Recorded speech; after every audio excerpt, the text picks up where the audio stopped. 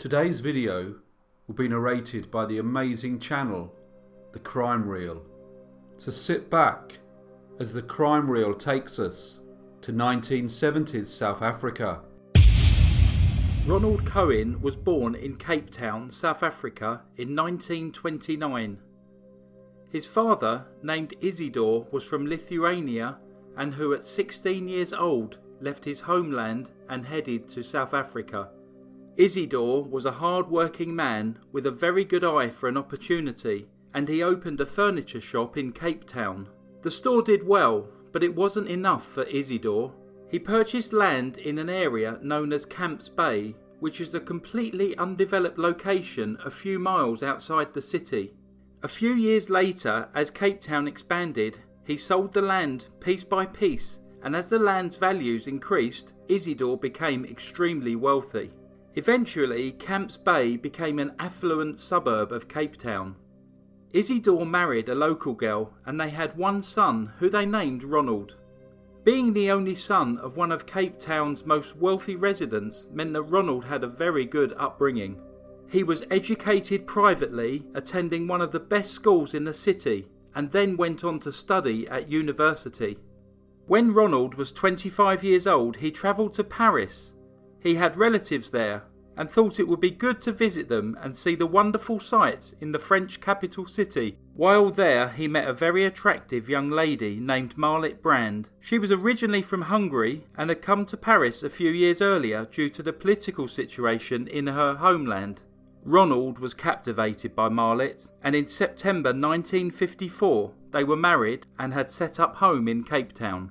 The marriage, however, didn't last, and 4 years later, in 1958, Ronald and Marliet were divorced. Like his father, Ronald was very good in business. He worked as a clerk in a hardware store, but he was quickly promoted, and the owners of the company were very aware of his capabilities. In 1961, Ronald Cohen met a beautiful young lady named Susan Johnson. He was 32 and she was 17. The pair became inseparable, and 2 years later, on the 26th of February 1963, they were married. By this time, Ronald had built a varied business portfolio, which included a large department store named Fletcher and Cartwright's. His reputation for success was well known throughout the city. In 1966, the couple had their first child, but tragically, the baby boy died before his first birthday. Following the devastating tragedy, Ronald started working even harder and continued to expand his businesses.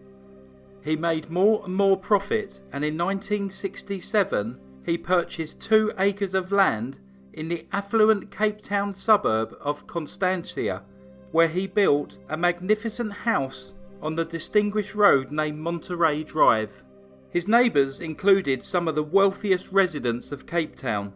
The couple had 2 more children, a boy named Jonathan and a girl named Jacqueline, and now the happy family could enjoy their amazing lifestyle in their wonderful house. They also employed a housekeeper named Miss Yvonne Merry, 2 maids and a gardener.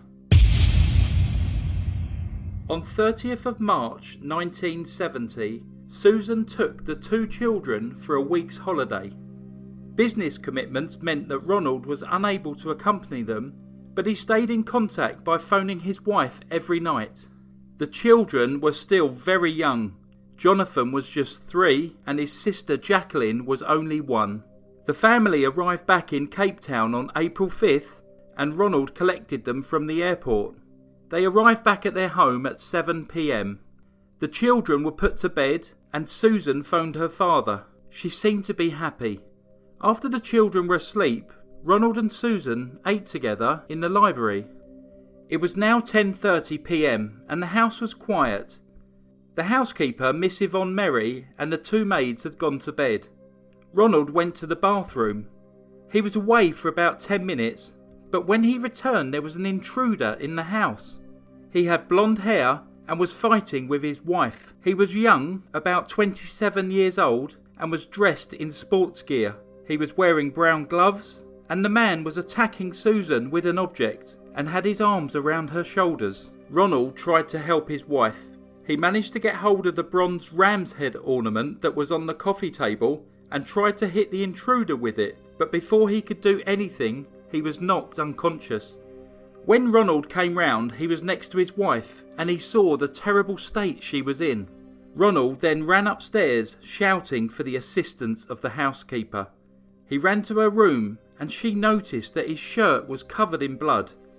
The two of them rushed to the library as Ronald desperately tried to explain what had happened. When Miss Murray arrived at the library, she noticed that the library door, which led out to a terrace, was open. She then saw Susan lying motionless on the floor. She looked at her and realised that Susan Cohen was dead. Miss Murray phoned the police as Ronald stayed in the library next to his wife. At just after 11 p.m, Ronald, frustrated that the police had not arrived, called them himself, and a few minutes later they arrived at the house. They were met at the front door by Ronald, and they noted that there was blood on his shirt and scratches on his arms. The police went to the library and examined the body of Mrs. Susan Cohen. It looked to them that she had been struck on the head with a blunt object. Close to her was a bronze ram's head and another stone statue. Ronald told them that both pieces were wedding presents. They noticed that there was blood on the ram's head and the statue, but significantly more on the ram's head. An hour later, Police Inspector Floris Johannes Mostert arrived at the house. He was the senior investigator and he examined the scene. Ronald told him what had happened, but the inspector was not convinced by his story. His answers to some of the inspector's questions were unconvincing and vague. The inspector wanted to work out how the intruder could have entered the house. He concluded that the only way that he could have gained entry was by the door that led from the terrace to the library. Yet there were no traces that anyone had gained entry. Anyone who had entered the grounds surrounding the house would have crossed the lawn, and there should have been footprints on the terrace and on the grass, but the police couldn't see any. The inspector also looked on the library floor for evidence of grass or soil, but he could not find any as well, and he wondered if an intruder had actually entered the house. Ronald, however, had given the police a detailed description of the intruder, so the inspector asked him how the intruder had actually knocked him out in the struggle, but Ronald said he was not entirely sure. The district surgeon was called, and at 2 a.m. he examined Ronald, but he could not find any evidence that he had been struck on the head. So with forensics finding no evidence of an intruder, and the medical evidence showing no evidence that Ronald had been knocked out, the following morning, Monday the 6th of April 1970, Ronald Cohen was arrested and charged with the murder of his wife. The trial date was set for the 24th of August 1970, and leading up to it, Ronald was not in custody as he had been granted bail. Something very strange happened in the morning of the 2nd of July. Ronald had just finished a fitting for a new suit when, as he was leaving the tailor's, he saw the intruder wearing a hat and carrying a blue bag. He shouted and chased the man, but the intruder was young and athletic, and Ronald was unable to keep up with him. He told his lawyer and the police about the incident, so the police spoke to the two men who were working at the tailor's, but they could not confirm Ronald's statement. They both said that they saw Ronald leave and walk down the street. They said they did not see him shout or run and never noticed a young man carrying a blue bag. Following the incident, Ronald had a portrait of the intruder drawn and placed an advertisement in many newspapers offering a reward to anyone who was able to provide information which could lead to the identification and arrest of the intruder. Unfortunately, no one responded. The trial was a sensational affair, and the daily trial updates filled many newspaper columns. It seemed like the whole of South Africa had an interest in the case. At the trial, the defence told the court of the Cohens' happy marriage and happy family life, surrounded by wealth and luxury, and also pointed out that the prosecution had failed to come up with a credible motive for Ronald to have committed the crime. The housekeeper, Miss Yvonne Merry, told the court that before Ronald came frantically to her room on April the 5th, she had heard 4 or 5 dull thuds, which she assumed were nothing more than a door banging on the far side of the house. She also added that he arrived at her door in a state of distress. The defence called leading psychiatrists to give evidence. They said that if in fact Ronald Cohen had been the perpetrator of the crime against his wife, something must have happened to make him act in that manner. One psychiatrist said, "The ferocity of the attack is indicative of a gross disorganisation of his personality. It becomes probable this feral behaviour was unleashed by a sudden confrontation with a catastrophic stimulus." Prosecution specialists, however, told the court that the head injuries sustained by the defendant were so light that he would not have suffered from amnesia.